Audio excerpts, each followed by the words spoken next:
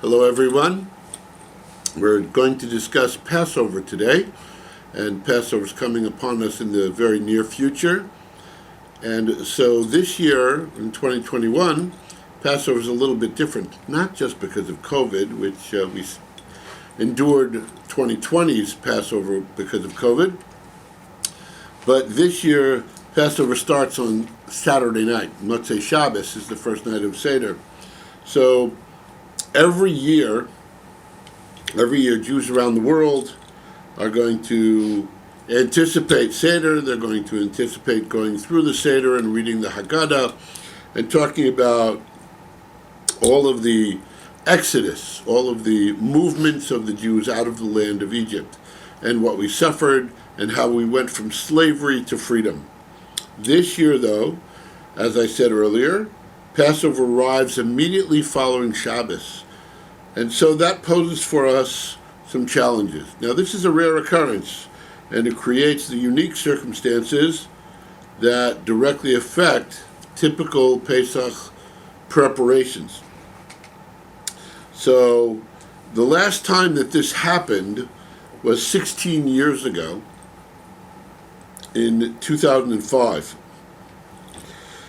And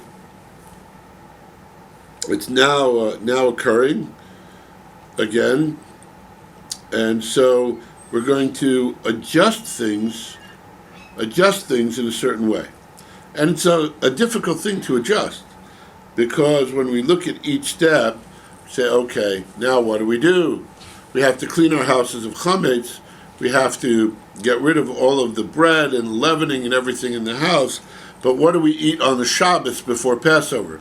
You can't have Passover food, you can't have matzahs, but you're supposed to eat bread or challahs, and so that poses a problem. So as I said earlier, this happened on a Friday night in 2005, then 2008, now in 2021. So on the eve of Pesach, which is the 14th of Nisan, all firstborn males are required to fast. It's called Tanit B'charim, the fast of the firstborn. And so this commemorates the final plague that God killed the firstborn sons of all the Egyptians, and while the firstborn Jews were saved. There's always the question asked, what if you weren't a firstborn? What if a person wasn't a firstborn and there was no firstborn in the house? Then the head of the household actually died in the plague of the firstborn. So since this year Passover falls on Shabbos, when fasting is not permitted, then the fast day, Tanit B'charim, the fast of the firstborn, will be on the Thursday before. Now, the custom in many places is to circumvent the fast of the firstborn. And how do we do that? We participate in what's called a Seudat mitzvah. What is this? It's the celebration of a meal that is surrounded with a commandment. And what would that be? Finishing the completion of a section of Torah learning. It could be Mishnah, it could be Gemara, it could be a part of Tanakh, any part of Torah learning. And we finish that learning of that section, and then we have a meal. And it's usually done after the morning service on that Thursday. Then, Bedikat Chametz, the checking for Chametz in your house at night, will not take place on Friday night, because you use a candle and a feather and a spoon, and you're gathering things. All of these things you're not allowed to do on Shabbos. So therefore, it's recited on Thursday night, the 13th of Nisan. After the search is completed, then there's the statement that's in the Haggadah, at the beginning of the Haggadah, and it says, Kol Chamira, the nullification, the declaration that nullifies any chametz that is in the house that may have been missed. This mitzvah, this commandment, is performed with a blessing only if done on Thursday night. So what happens if you're traveling and you're going somewhere and you're going away for Pesach, which is always a beautiful blessing in and of itself? Then you have to conduct the search on the night when you're leaving without saying the blessing. And then after that search is completed, the remaining chametz, the remaining leavening or bread or whatever, crumbs, is carefully collected, put aside, and it's burned the following morning. What following morning is that? The following morning is Friday morning. Now, unlike other years, the second Kol Chamira, which would be said on the morning of the burning of the chametz, it's not said following the burning of the chametz, since we can still eat chametz on Shabbos until Shabbos morning, until about the 4th hour of Shabbos morning, which is somewhere around 11 o'clock. So, in fact, when it comes to Shabbos lunch, so to speak, after shul, you would have your challahs. Now, what many people do is they'll eat their little challahs, they'll have a couple of challah buns, and they'll eat them outside their house as to not make any crumbs in their house, or they'll eat over a paper mat and make sure that the paper mat doesn't get any crumbs anywhere. So, as I said, it's somewhere between 10:30 and 11 o'clock in the morning, and then we go forward from there. Now, it's best to only cook and eat kosher LePesach foods. However, remembering that you cannot have matzah before the Seder. So the only kind of matzah you could use is called matzah ashira, or matzah ashira, which means rich matzah, which means matzah that's like baked from grape juice or things of that nature. So one of the matzahs that's used often is egg matzah.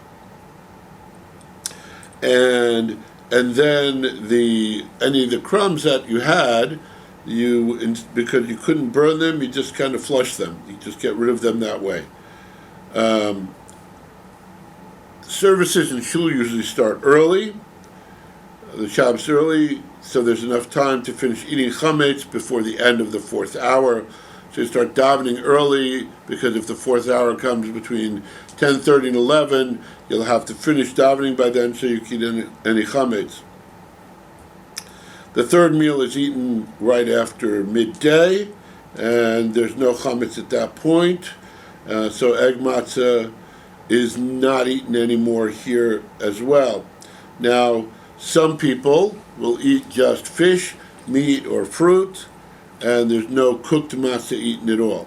So all of these things happen because of Shabbos starting Pesach on Motzei Shabbos.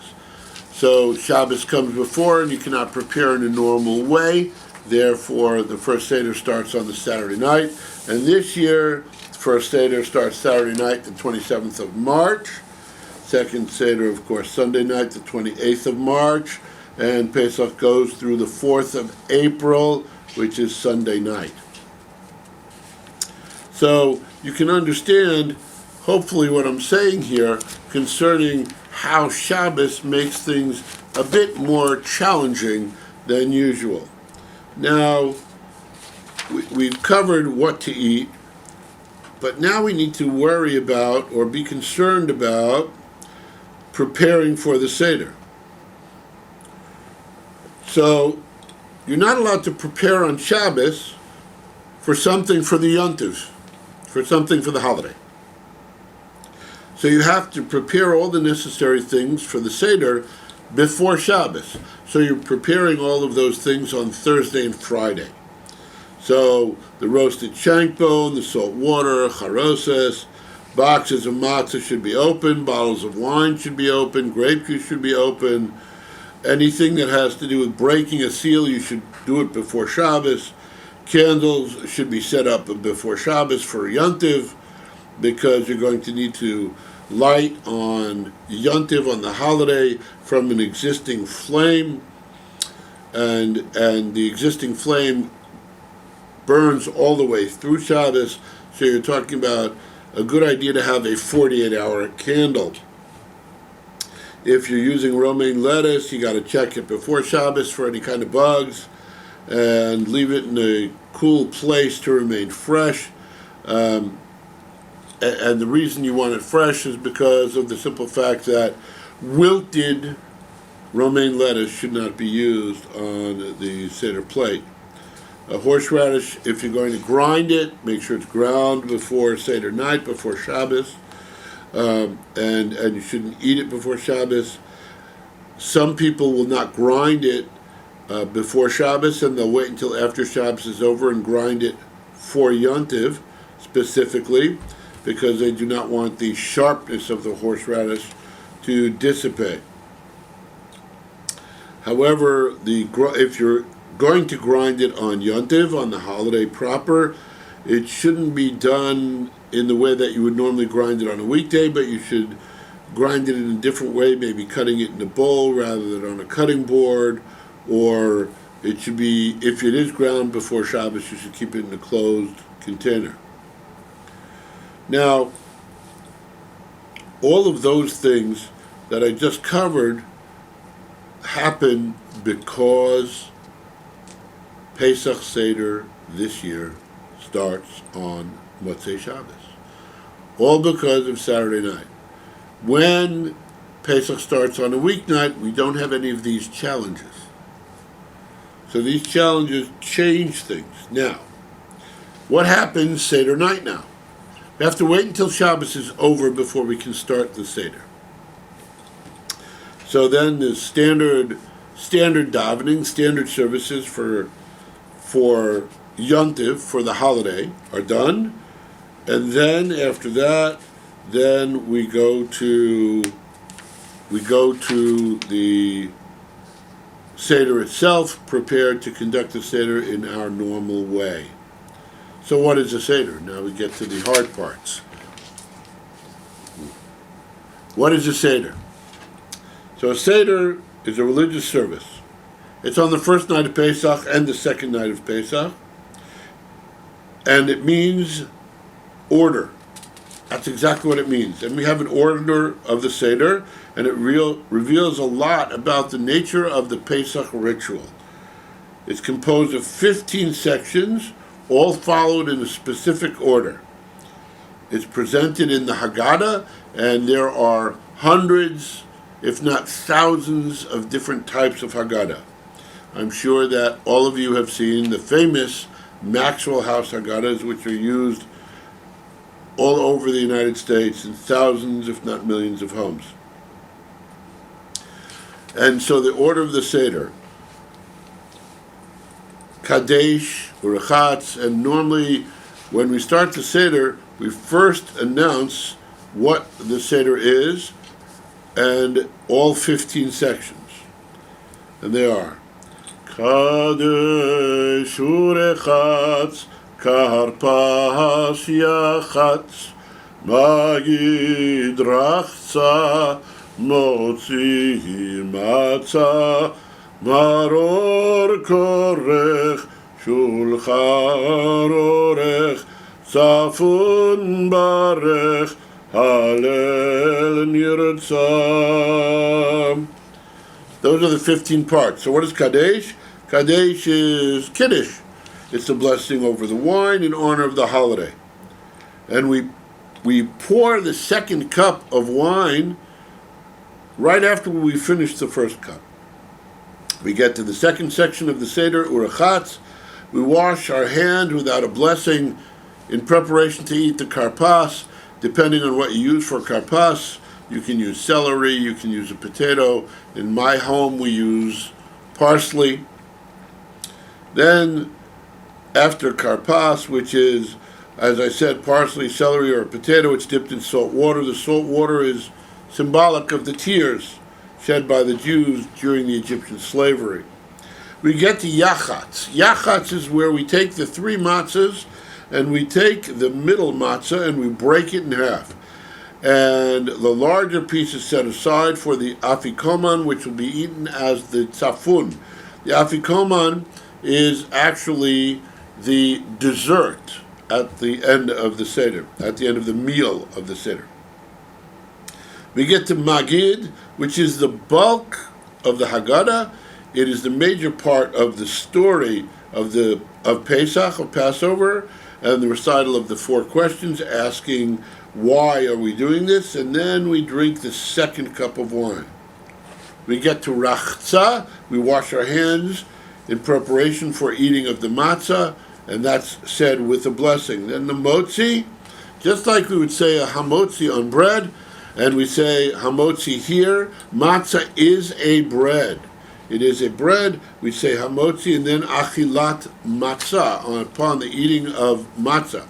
We get to tzafun, the matzah that was set aside earlier, and is eaten now, the afikoman, as dessert. We get to barech. Barech is the grace after meals, birkat hamazon, and at the end of that, we drink our third cup of wine. We pour the fourth cup. We get to Hallel, which are psalms of prayer. It's traditionally recited on festivals. It's also recited on the new months, and it's often sung, and we drink the fourth cup of wine. We get to Nirtzah, and the Seder is now completed with the wish that next year the holiday be celebrated in Jerusalem. And this is often followed by various traditional songs, hymns, and stories.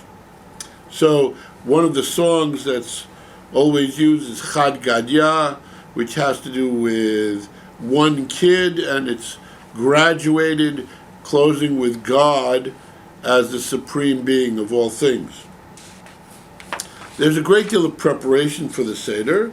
Wine is an important part. It represents royalty, it represents freedom, and it's drunk in a reclining position, reclining to the left, like the great men and women of old.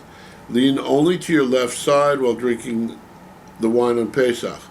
Of course, the matzah, as I said earlier, matzah is a bread, and it's the traditional Pesach, quote, bread, end quote, the most important food of the holiday. It's thin, it's unleavened, it's baked only from flour and water. It's not baked any time over 18 minutes. And the matzah is considered chametz if it goes over 18 minutes. Now, the next question is, what should I dress on? What should I dress in? How should I be dressed for my Seder? And the answer is, you should be dressed formally. It's a formal dinner, and it's a service at the same time. Honor the religious significance of the yontiv, of the holiday. Dress comfortably as well, because your Seder can last several hours, as does in my home, and sometimes into the early morning. When my children were young, we put them usually in new pajamas, and there were blankets around the table, and we had other people, and there you would bring their children, and we'd often have a whole group of children sleeping on the floor on blankets around the table in their pajamas on Pesach. So these are the kind of things that we look for and look forward to on Pesach.